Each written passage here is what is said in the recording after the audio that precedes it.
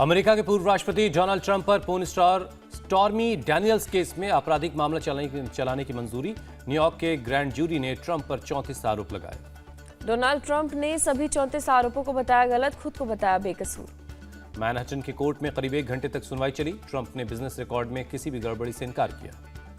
Donald Trump America के पहले पूर्व राष्ट्रपति पर बने, जिन पर लगा आपराधिक मामले में आरोप। अगले साल जनवरी में शुरू होगा मामले में ट्रायल।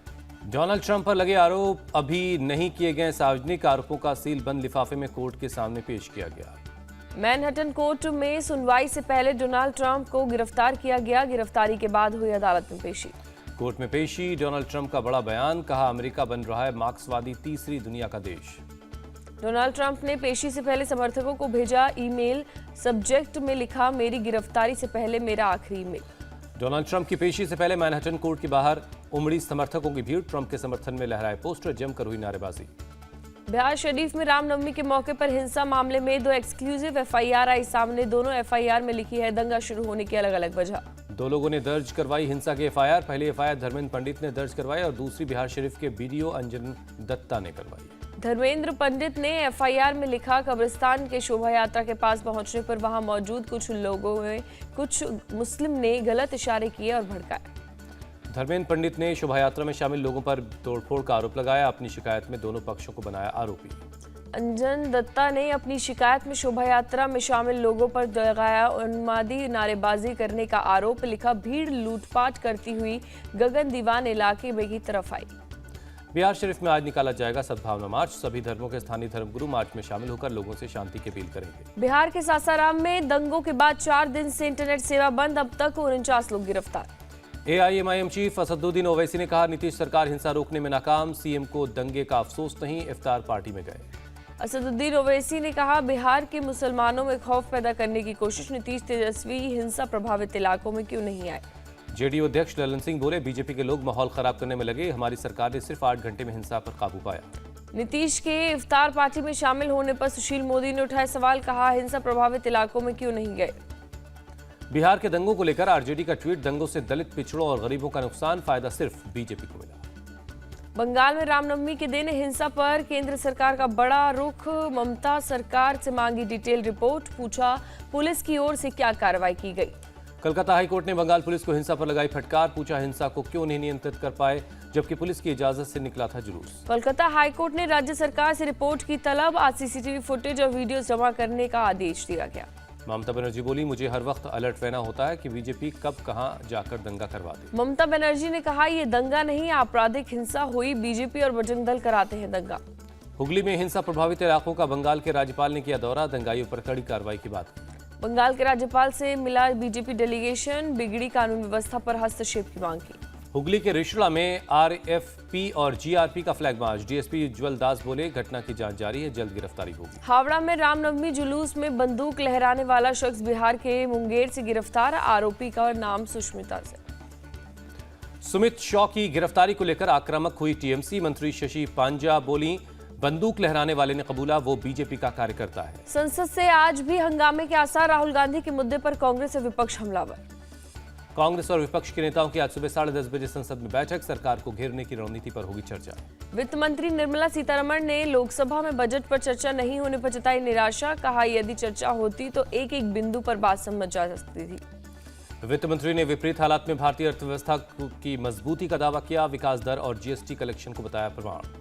वित्त मंत्री का दावा, विपक्ष अर्थव्यवस्था पर नहीं खड़े कर सकता है सवाल। ध्यान भटकाने पर मुद्दों से भागना ही है विपक्ष की रणनीति। बिहार विधानसभा के मौजूदा सत्र का आज आखिरी दिन है। सासाराम और नालंदा हिंसा पर बीजेपी कर सकती है हंगामा। मुसलमानों के एक डेलीगेशन ने की केंद्रीय गृह मंत्री से मुलाकात। रामनवमी हिंसा और हेट स्पीच के मुद्दे पर हुई चर्चा।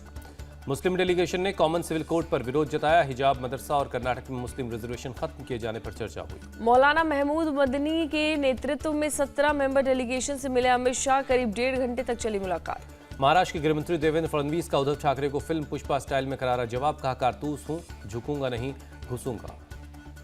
उद्धव ठाकरे के बयान पर फडणवीस ने कसा तंज। बोले, जो अपने कार्यकाल में घर से ना निकले हों, मैं ऐसे व्यक्ति को नहीं देता महत्व। उद्धव ठाकरे ने अपनी पार्टी की महिला कार्यकर्ताओं पर ठाणे में हुए हमले के बाद देवेंद्र फडणवीस को बकवास गृह मंत्री बताया था। महिला कार्यकर्ता पर हमले के विरोध में उद्धव गुट आज ठाणे पुलिस कमिश्नर ऑफिस का कर सकते हैं प्रदर्शन। आदित्य ठाकरे करेंगे मोर्चे की अगुवाई। महाराष्ट्र के नागपुर में निकाली गई सावरकर गौरव यात्रा। डिप्टी सीएम देवेंद्र फडणवीस हुए शामिल, केंद्रीय मंत्री नितिन गडकरी और सुधांशु त्रिवेदी भी शामिल हुए। तिरुवनंतपुरम में यूथ कांग्रेस कार्यकर्ताओं ने निकाली मशाल रैली। राहुल गांधी की लोकसभा की सदस्यता रद्द होने पर जताया विरोध। रांची में भी सड़क पर उतरे कांग्रेस के कार्यकर्ता, समर्थकों ने राहुल गांधी के समर्थन में निकाला मशाल मार्च। सुप्रीम कोर्ट में आज केंद्रीय जांच एजेंसियों के दुरुपयोग पर दायर याचिका पर सुनवाई। कांग्रेस सहित 14 राजनीतिक दल ने दायर की है याचिका। सीजेआई डीवाई चंद्रचूड़ समेत 3 सदस्यों की पीठ करेगी सुनवाई। याचिका में जांच एजेंसियों को लेकर दिशा निर्देश जारी करने की अपील। देश भर में आज मनाया जा रहा है हनुमान जन्मोत्सव। दिल्ली के कश्मीरी गेट के हनुमान मरगढ़ मंदिर से शाम 5 बजे निकलेगी शोभा यात्रा। विश्व हिंदू परिषद ने किया हनुमान जन्मोत्सव कार्यक्रम का ऐलान। दिल्ली के ब्रह्मपुरी और उत्तम नगर में होगा कार्यक्रम। एमपी के छतरपुर में लगेगा बाबा बागेश्वर का दरबार। हनुमान जन्मोत्सव के मौके पर 1.25 लाख हनुमान चालीसा का होगा पाठ। अयोध्या में संत समाज की मांग, रामचरितमानस, रामायण और श्रीमद् भगवद गीता को राष्ट्रीय ग्रंथ घोषित किया जाए।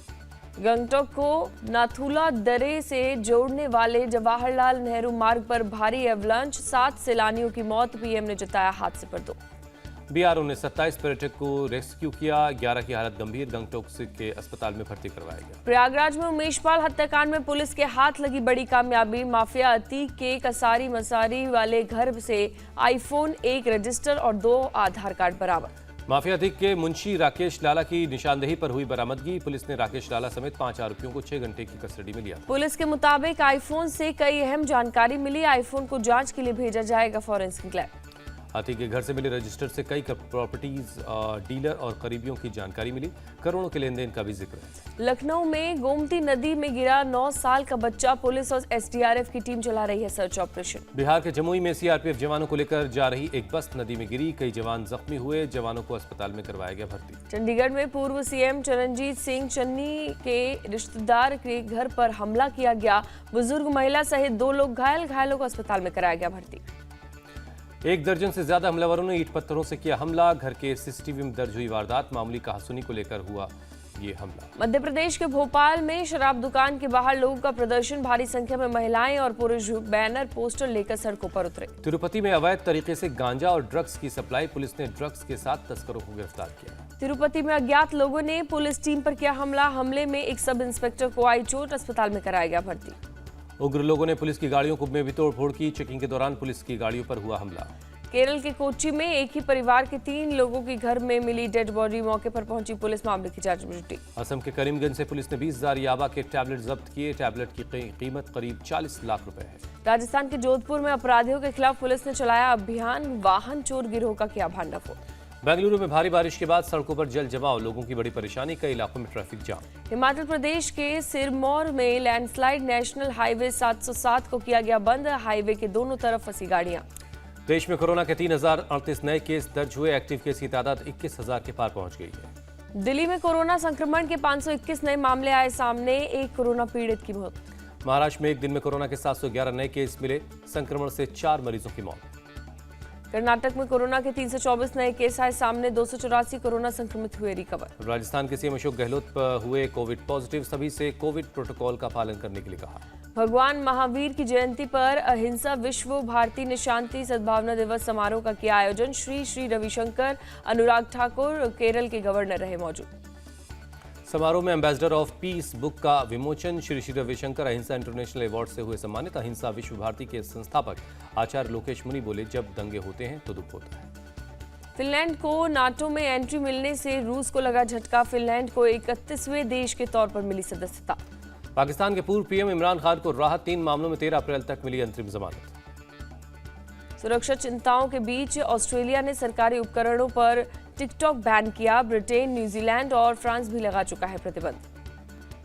भारतीय उद्योगपति मुकेश अंबानी फिर बने एशिया के सबसे रईस। फोर्ब्स ने जारी की दुनिया भर के अमीरों की लिस्ट। मुकेश अंबानी 83 अरब 40 डॉलर के साथ 40 करोड़ डॉलर के साथ दुनिया के 9वें नंबर के अमीर। गौतम अडानी 26वें नंबर पर पहुंचे।